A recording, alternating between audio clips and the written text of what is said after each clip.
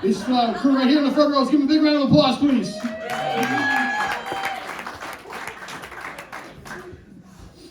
All right, no, I'm just teasing. You know, it's funny because you got to give these comics that get up here a lot of credit, you guys. You really do. It's not an easy thing to get up here. But I did find a trick. I did. You know, early on when I started doing this, I decided that I could look in the front row. How you doing? How you doing over there? What's your name, sir? Greg? Greg, all right, here's the deal. Greg, tonight you're my wingman. Greg, yes, well, you wore that shirt. It's summertime. It's not summertime. Greg, here's the thing. You're my wingman tonight. It is your job to laugh, even if none of these other people are. All right? Like I said, you know, let's give a big round of applause for the other comics that are up here tonight, guys. It's not an easy thing. It's not. You know, my friends actually said to me when I first got into comedy, they go, wow, Matt, I can't believe you're doing comedy. Like, don't you get nervous when you get up there? And I go, yeah, I do. And they go, yeah, like, what if you get up there and everybody laughs at you? Greg, that was a test, Greg. Everybody else laughed except you.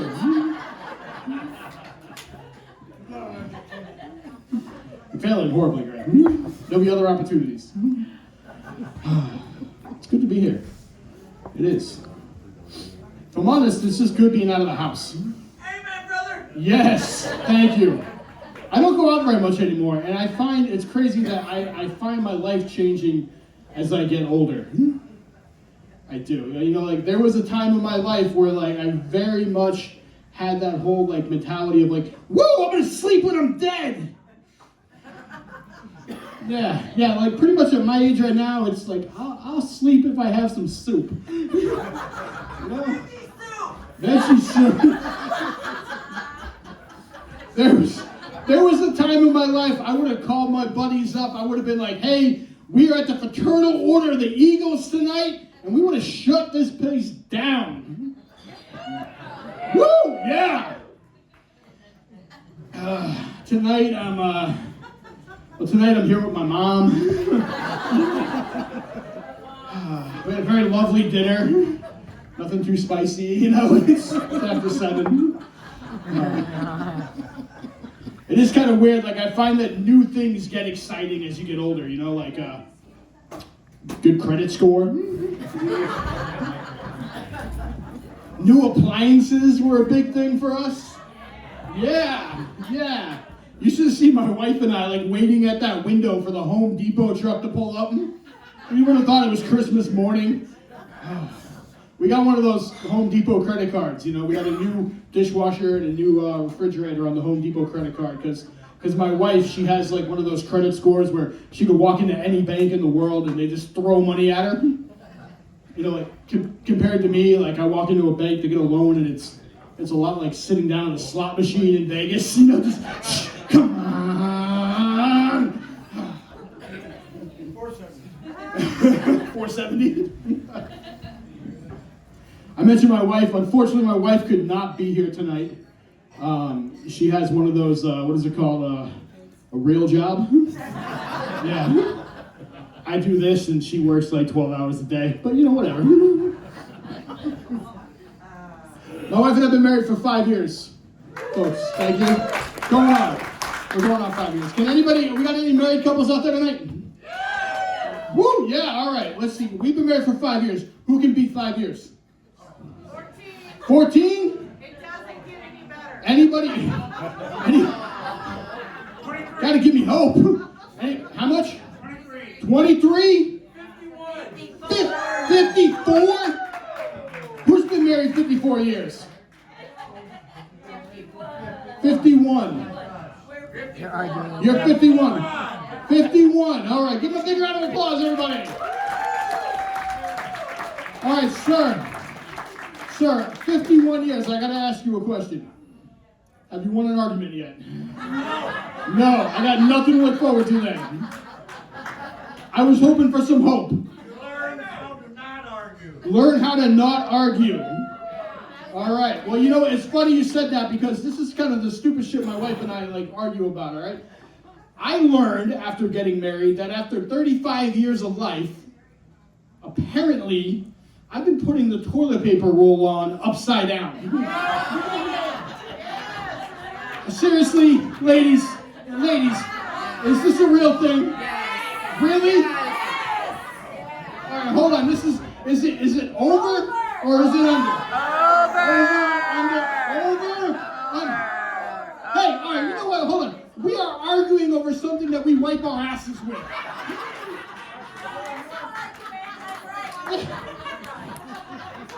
Oh my God. Yeah. They are lucky we put it back on the holder. So we're going to get along tonight. My wife is teaching me new things all the time. Oh my God. Apparently I learned after getting married that apparently a box of macaroni and cheese is not considered a meal. Probably the most surprising thing that I learned was that, as it turns out, I'm a cat person. I never thought that I would be a cat person, but my wife and I, we have 5 cats. Yeah, Greg, I know. But like I promise you, we're totally normal people. All right, we got friends and everything. No Subaru. No. We're a Jeep family. But you know what? This is how I learned that I was a cat person, all right? I learned that I was a cat person the last time we had a major earthquake. You guys remember a few years ago when we had that big earthquake and all the highways in Anchorage were collapsing and everything? Yep. Yeah.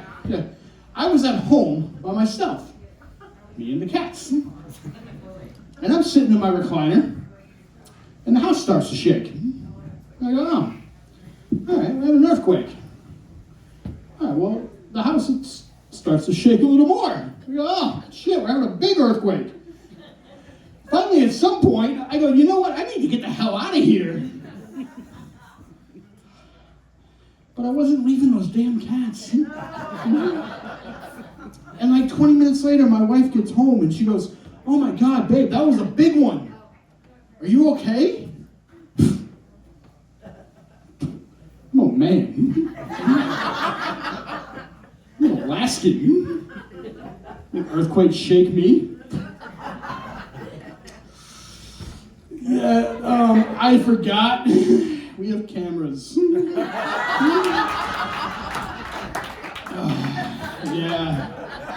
Yeah, my wife, she hit play on those cameras. It told a whole different story. This is what my wife saw when she hit play. Kitties!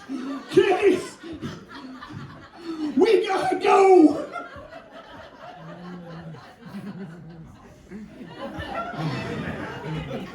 That's not even the worst part. The worst part is that like for 3 months after that, that was her ringtone every time I called her.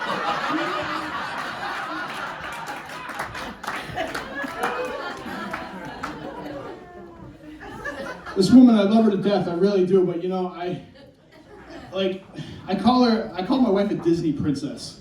You know, animals are like just drawn to her.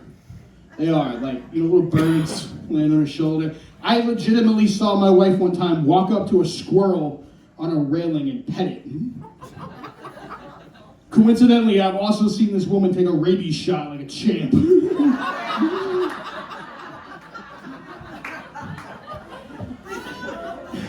But you know, the thing is these cats, they're all very drawn to her. She had a lot of them from before our marriage. They're her cats. So I decided, you know what? I want my own cat. It's not unreasonable, is it? Greg, you have a cat? Yeah, I do. Yeah, you get it, okay. All right, not weird. Greg's got a cat. I wanted my own cat. So my wife and I went down to the rescue place. You know, we did it right. You know, we spent some time with them, all the cats. And I got to pick out my own cat. And we spent some time, and I picked up this tiny little creature. And I held him, and I looked at him, and I said, you know what, this is it. This is my cat.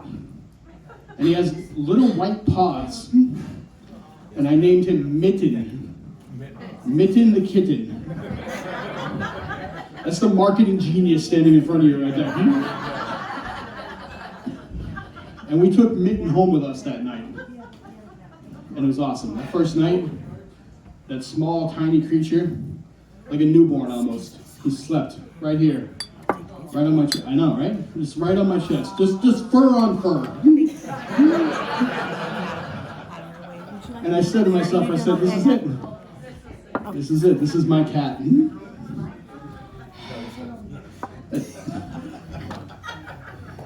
Damn cat hates me. The damn cat hates me. Oh my God. He chirps. He chirps at me. Him and I get into arguments all the time.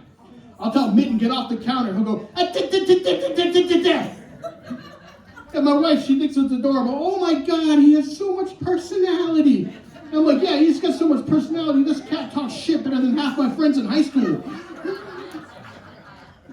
She thinks he's adorable. I know that he's going, you short, fat, dumb son of a bitch.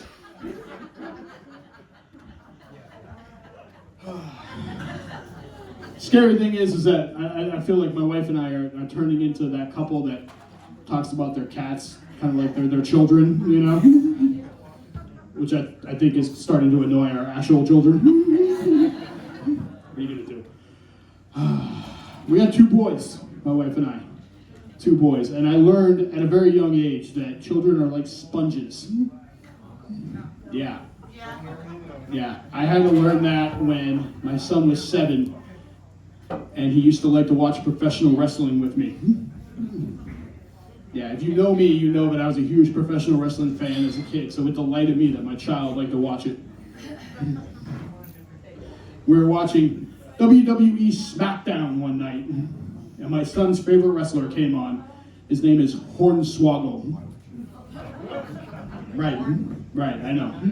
For those of you that don't know, Hornswoggle is a little person dressed as a leprechaun. He lives under the ring, and he comes out during matches to terrorize his opponent. Normally, though, this is the type of shit that would just infuriate me. You know, it kills the integrity of professional wrestling. Right? You know? Yeah, it ruins all the realism for me. You get it. This particular episode of WWE SmackDown, Hornswoggle comes out from under the ring, gets in the ring, grabs his opponent by the nipples in a move called the titty twister, and then grabs his own nipples and starts chasing his opponent around the ring. Yeah, right? But you know what? We're killing ourselves laughing. I didn't think anything of it. Not a big deal, nothing of it. Until Monday rolled around and I got that call from the school.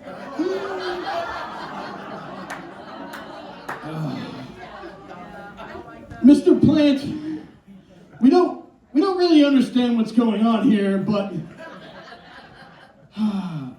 your son has been pinching his nipples and chasing the other children around the playground. And I got to explain to him, like, no, it's nothing weird. It's just Hornswoggle. Yeah.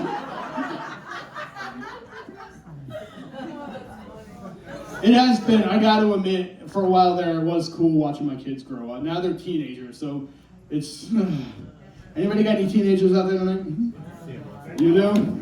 I got to ask you, all right? Like, I know it's not a serious stop, but, like, in the back of your mind, haven't you ever just considered, like, dropping them off at the fire station? Just, like, no questions asked? Just... She sent my ass to military camp for 6 months. Military camp for 6 months. That's a whole nother level right there.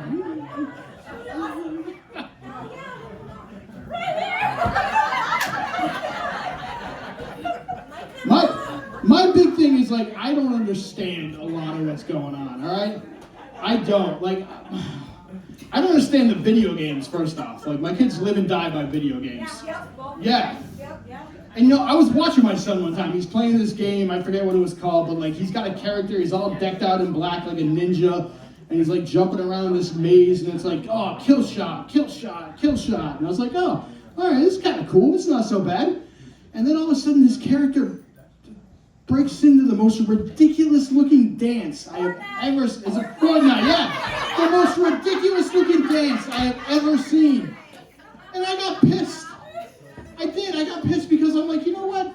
I just remember badasses from our day. You know, like, yeah, but no, even like on TV, like, could you, the closest thing Chuck Norris ever did to dancing was like roundhouse kick your face off. Could you guys imagine how different Terminator would have been if Schwarzenegger was like, I'll be back.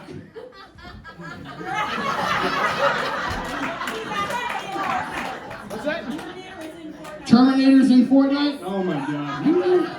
There goes my childhood. And you know the cool thing, I guess, you know, like I've had the opportunity to really a lot of travel with job. I got to work with a lot of awesome people before. I have had the chance to introduce my kids to like country music stars, to world-renowned comedians, to professional wrestling athletes. They don't give a shit. They don't. I just want to be the cool dad. And my son still looks at me and goes, yeah, well, Dad, you don't know Mr. Beast. He's a YouTuber. Yeah, like the people I'm talking about, son, like people have to leave their house. Like they have to leave their house to go see. They pay money to go see them. I don't have the heart to tell them that like YouTubers are famous because people need things to do while taking a shit.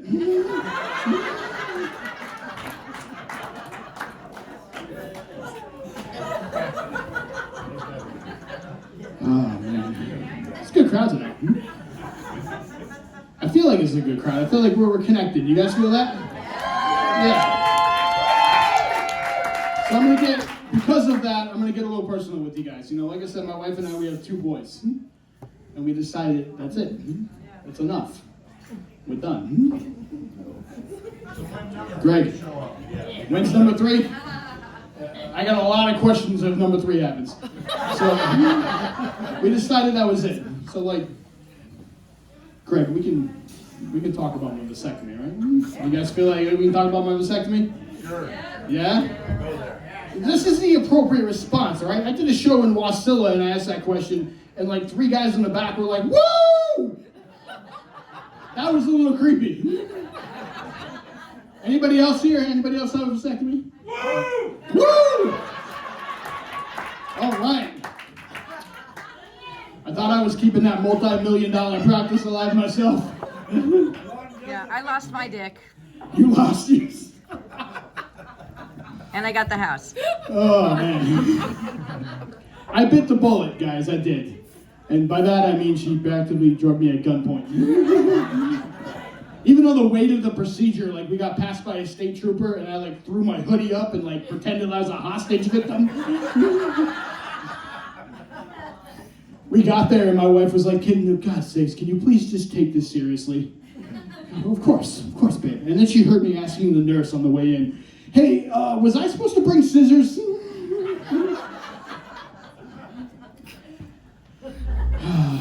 Here's the truth, ladies. It really wasn't that bad. It really wasn't. Like, could have been a little warmer in the room. You know? I don't feel like that's a room you need air conditioning in.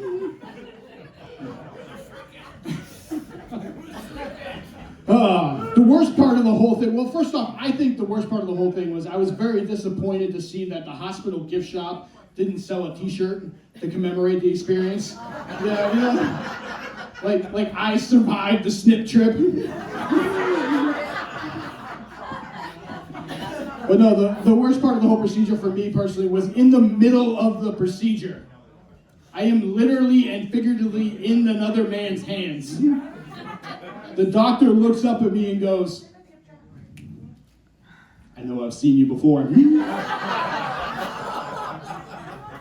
It's not really what you want to hear. And he goes, no, you're the comedian. Like, I know how annoying it is when someone's like, "Hey, you're the comedian," like somebody at Fred Meyer, and they're like, "Tell me a joke." Imagine, yeah. And he goes, no, I took my daughter to one of your shows at Main Street Tap and Grill, and we had a fantastic time. And I was, oh, thank you, that's fantastic. I'm glad to hear that. And without skipping a beat, because damn it, I'm a salesman. We got some wonderful advertising packages if you're interested in sponsoring the next show. It wasn't so bad. But I saw opportunity when opportunity presents itself, and on the way out, we passed an office where they had a birthday party for somebody in the office. And I saw those helium balloons. Oh yeah, without even thinking, I snatched up one of those helium balloons and just... And when I walked out to that waiting room, to the loving arms of my wife, and she stood up and said, "Oh my God, honey, how are you?" I looked her in the eye and I said, "Hey, it really wasn't that bad."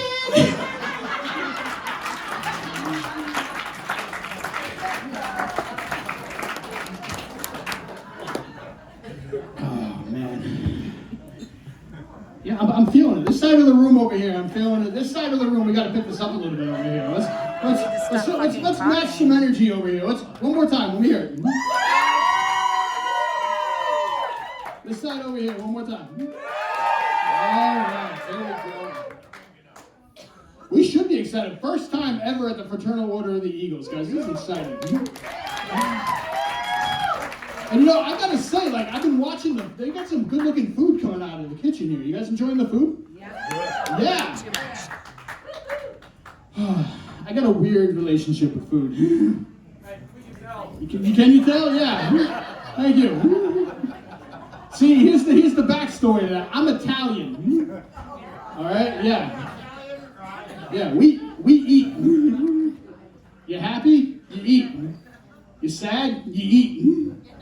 You haven't seen someone in a long time, you eat. You just saw them yesterday? Well, that was yesterday. You're going to eat again.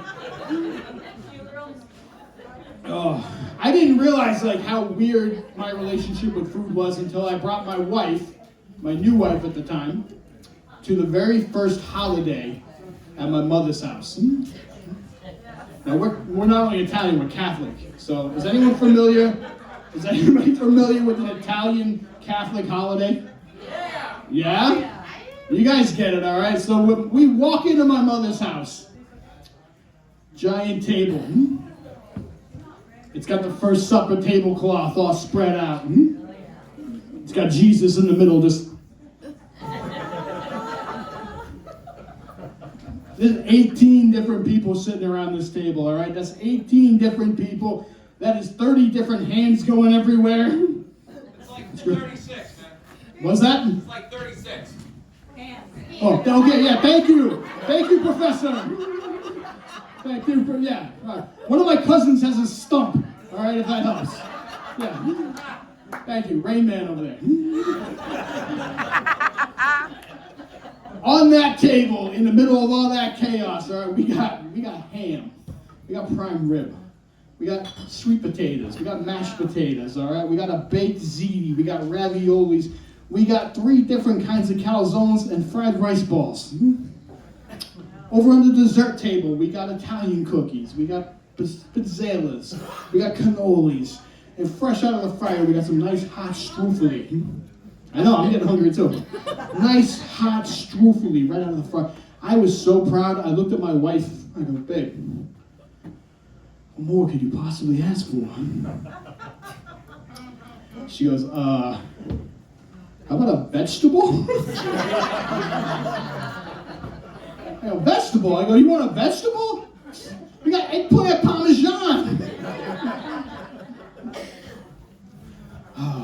So here's the deal, guys. Not very long ago in my life, I was well over 300 pounds. Yeah, I'm still a big guy, but well over 300 pounds. Currently, I have dropped 27 pounds. Don't clap for that. I'm miserable. I'm too big of a guy to be eating quinoa. Yeah. You ever seen a happy person eating kale? No. And one of my friends actually had the audacity to say to me, he's like, hey dude, like, hey bro, you know, it's cool because now your diet it's more in touch with primitive man. Primitive man. You think primitive man's gonna be a hunter-gatherer if they could have a DoorDash deep dish pizza brought to their house? It's ridiculous. Also, you know, we started doing the home workout thing, the V-Shred. You guys familiar with the V-Shred? Yeah, it's like a thing, you watch some asshole on the TV, you know, and he walks you through the workout. Yeah, it's infuriating, all right? This guy's like 160 pounds, soaking wet, and just ripped, and he's up there going, oh yeah, come on. I can feel the burn. Can you feel the burn? You're not feeling shit. Don't patronize me. All right? And honestly, that's not the home trainer that I want, all right? I want somebody more on my level. I do. Like, I want somebody that, like, is going to be passed out on the floor next to me, you know? I want that guy that when you approach him, you know you're going to smell Doritos on his breath. Get me the guy that wears the jeans in the gym, all right? That's who I want training me. My cousin said to me, he's a professional boxer on the East Coast. All right, this kid's ripped. There's not an ounce of fat on him. My cousin says to me, hey, Matt, what you gotta do is the cold plunge. Anyone heard of the cold plunge? Yeah, you gotta do the cold plunge. He even took the time to explain the science to me, all right? When you submerge yourself in the ice water, all the blood from your extremities surrounds your organs, and then when you warm up, it pulls all the toxins and all the fats, and it's good for fat loss. And I go, okay, makes sense. I get it. I understand. He goes, yeah, you got to do the cold plunge. Just 3 minutes a day.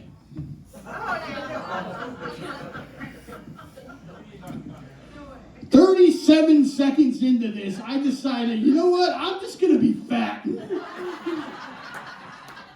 Holy shit, this is the most horrendous thing I have ever been through. I was doing this to lose weight. The only thing I lost was my penis. I hit that ice water. My penis turned into a snowbird and moved to Arizona.